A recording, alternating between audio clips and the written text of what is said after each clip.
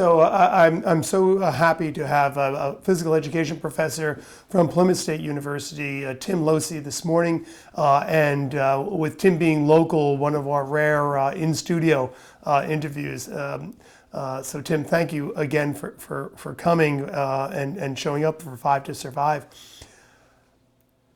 One of the points I make in the book is that I consider the PE teacher to be the linchpin in schools.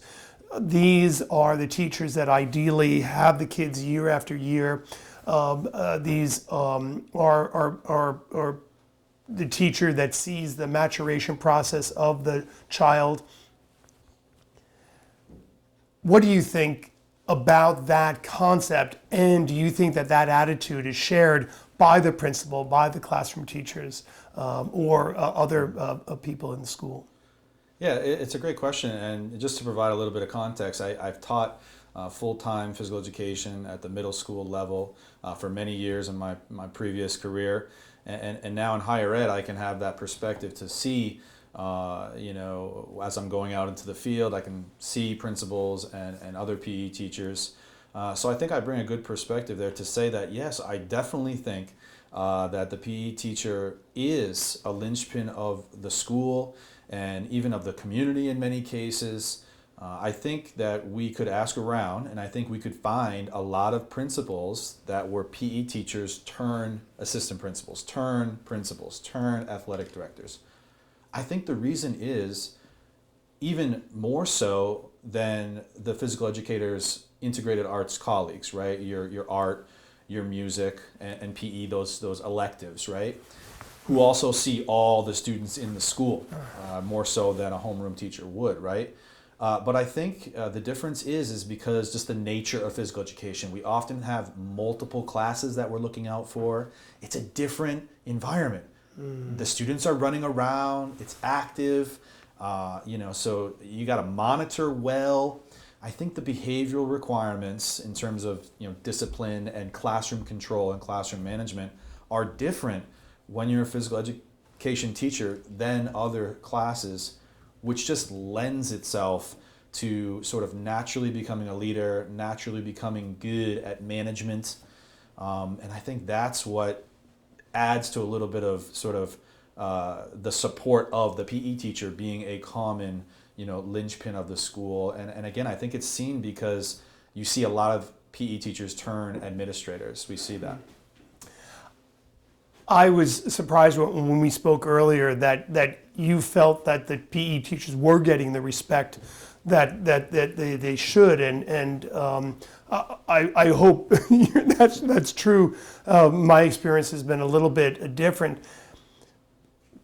Do your students understand that they are the first violin of the school, and so you think that they're getting that message when they graduate?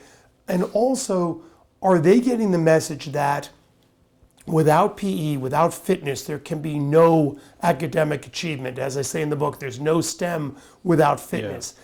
Are they getting the message that 5 days a week of high intensity physical activity, that these kids need this? Are they getting the message that these are the national standards, but they're just not being followed? Well, I think that's two different questions. So that first question about, is it recognized that the PE teacher is sort of and could be considered a linchpin? I've seen that in my experience with even just personally being a physical educator in a middle school in a very diverse urban area where the challenges were many. I've seen and been called upon as a student or as a teacher leader in the school to do administrative things. Suddenly I'm on the radio, walking the halls. Suddenly I'm being asked to participate in different meetings and so on. So, that's just my personal experience, but I think that others share that experience. So no, our students, when they are here at Plymouth State in our program, no, they don't necessarily realize that they could be the linchpin and a key component to the success of the student culture and population in their school. No, they don't realize that. They're 18, 19, 20 years old. They don't realize how important that will be, but we certainly try to teach them, and we certainly give them the tools, I think, to be successful doing that. So those are sort of two different things. I think once they get out there, they'll realize that they'll be called upon in different ways than other teachers might be. We are sending that message that 60 minutes, 45 to 60 minutes minimum per day of physical activity in physical education is ideal, and even more than that would be better. But we're making the connection to movement and academic success. We're making the connection to the more physical education and physical activity, the better it is for the body, the better it is for the brain, and thus they're going to be able to excel and do better in other subjects. I myself have done some research on that and have published on that with a research team about before school physical activity and the connections between students that engaged in that before school physical activity and the ones who did not. And we actually analyzed some of their English and their math scores, and we saw some measurable differences there. We saw some differences.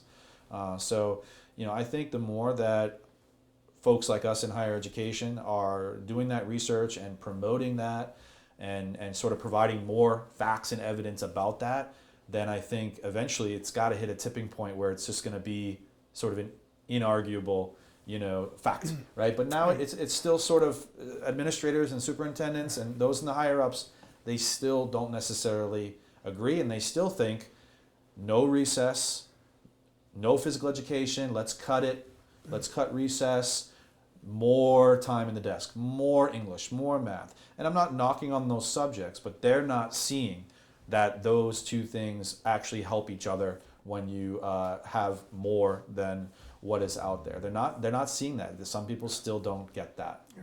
I spoke with Charlie Bash from Columbia, and I was telling him how we were putting together a local project, again, showing the kids that did the early morning recess, and we started this over at one of the local schools, and how they did better academically, et cetera, et cetera. And I could feel him exploding on the other end of the line. He's like, you don't have to do that. It's been done. We got the data. People like you have done the studies ad nauseum. He says, we don't need any more data. We need the administrators and to get the joke, to get on. But we have plenty of data. One of the things I talk about in the book is the concept of the PE assistant. Because again, with the PE teacher being the linchpin, they need assistance. And this has been in some schools at a tiny level. Have you heard about that? Have any of your students come back and say, I have a teaching assistant that helps me run the class? I think we're safe to use the word that's common, Yes. Not just in New Hampshire, but I think across the country. But certainly not a paid, dedicated teaching assistant like you're talking about, maybe a paraprofessional could serve in a role like that. That's not happening unless there's a student with a disability or some specific legal need. That's not happening to my knowledge. As you know, I'm an advocate of moving away from a sports-based model and the emphasis and sadly the money's going into competitive sports and using all of that energy toward the majority of the kids who are not playing competitive sports. Do you think we can get that genie back in the bottle? And again, this is more common in the middle and high school levels. Yeah, I think it has to do with this rebrand that you're talking about and promoting. I think that needs to be a big part of this, is the sort of inequitable distribution of funds and of focus in physical education and just the school in general. I myself am a past high school athlete. I've coached at every level, from elementary to collegiate. So I'm sitting here as a current coach and an advocate of coaching and organized sports. But it's not deniable that it's very inequitable in terms of funding and things like that, and the emphasis on high school sports, and not just that, but the emphasis on physical educators with the sport model in their classes has, I think, done some damage and is continuing to do damage. So again, I think those are two different things. One is the funds and where they're going. That athletics is getting so much funds, but other parts of the school are not, including PE. And then there's the emphasis of the actual physical education teacher and having a more sport approach, a sport-based approach in PE. And if you're teaching basketball for 4 weeks and lacrosse for 4 weeks and soccer for 4 weeks and flag football for 4 weeks, and you have that sport-based approach, you are marginalizing a massive percentage of your physical education class. It doesn't matter what level you're at. The older you get, I think the more you're marginalizing those students that aren't interested in playing sports. And I think this ties in, perhaps this is the next question and I'm getting ahead, but I think this ties into your physical identity, and I want to make some connections to physical literacy as well. I'm not sure if this is your next question. No, but I want you to Okay. take off on that Yeah. because as you know, my big thing is that we are born as active, curious, engaged creatures, just like every creature is. And I have an octopus on the cover of my book to make that point. And this is beaten out of us. And it is not just beaten out of us, but it's advertised out of us by the forces of Google and Facebook and McDonald's. And so we don't have a fighting chance. And if we try to fight this with a negative, don't get on the computer, don't eat so much junk food, we're going to lose, and we are losing. But if we fight it with a positive, because we have it in us, we have physical identity in us, inborn in us. If we keep that connection to our primitive brains, to our physical identity, we can keep that throughout life. So yes, tell me what you think of that. Yeah. Just to connect back to my thought, and from reading this in the book, I love your approach with the physical identity. We're familiar with athletic identity and maybe one's occupational or professional identities. These are talked about and researched and written about. But I like this idea of the physical identity. I think it's sort of a new twist on approaching that concept. The primitive brain, right, has been sort of talked about and presented in other ways, but this idea of having a physical identity where we have this ingrained sort of genetic, precomposition to move, ties into where we're mistaking in physical education. We're teaching our students, and I know a lot of other great colleagues that would agree across the country, that we're teaching our students to be physically literate. This is just like any other literacy. English lit, right? Mathematics literacy, it's all the same. Physical literacy is what we're doing in physical education. So we need to teach the nation's youth to be knowledgeable, competent, and confident in a variety of movement situations. That is what the definition of physical literacy is. And I think that plays off of, and it actually helps to refine and develop one's physical identity. So I think that's our mission. I think you're presenting physical identity as a really great core concept that is something that we should be aware of and not try to deny, but try to develop and try to refine through physical education. So when you're using the sport-based model, that's not teaching all students to be knowledgeable, competent, and confident in a variety of movement situations. That's just one set of movement situations.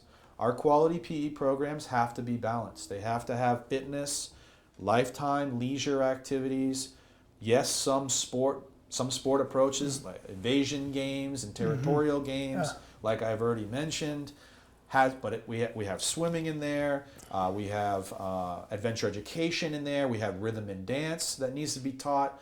If we are producing and we are running a quality phys ed program, it has to have those components, and that's what we're teaching our students to do. That's what I did as a physical educator to try to, promote balance across being an effective mover. And if we do that better, we're not going to marginalize many of our students with the sport-based approach. We're marginalizing 75% or more of the students in PE, and they don't want to be there. They don't want to take this course. They leave with a really negative experience, and then they become, they don't want to move because they don't have the confidence to do it. It's a vicious cycle that really, your piece that you're introducing, along with the work of those in the field with physical literacy, is so important. So, Tim, the fifth question I have for you is one that you're not looking forward to.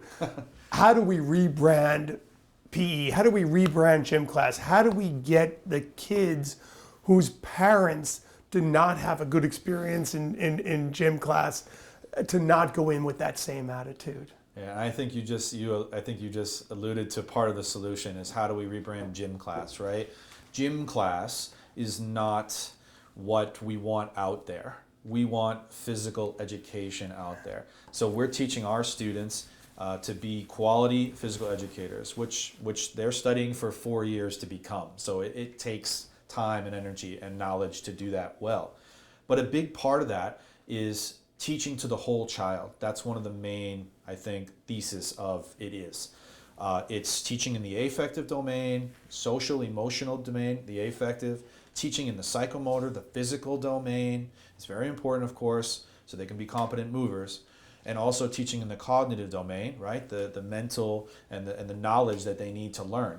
So in physical activity, like an after-school physical activity program, they're probably not keying in on these three objectives, these three domains. And I would also argue, having a lot of experience in this, is organized sport and youth sport, or even sport at any level, is not teaching to those three balanced domains.